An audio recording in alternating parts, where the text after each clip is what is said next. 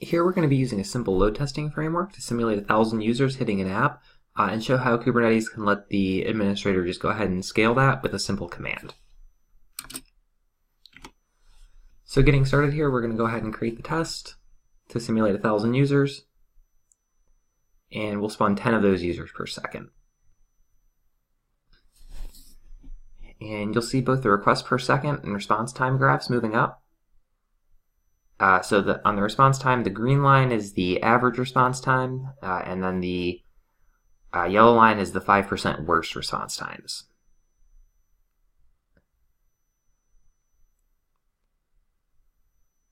So as the user count and request count increases,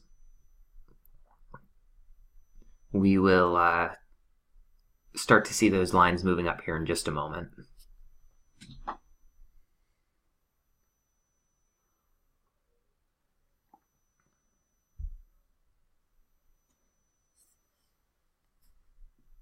All right, now you'll see those are kind of hockey sticking up right around that 500-600 user mark. So we'll let that continue up for just a second.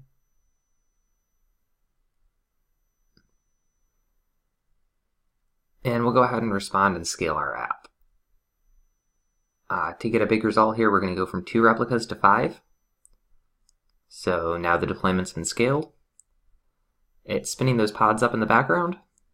And you'll notice now that we've stopped seeing the response times climb.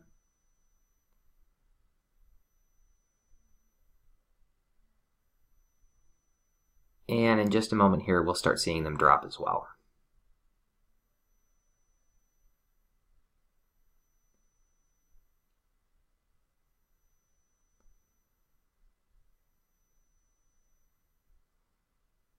And there's that, all the new pods are now responding.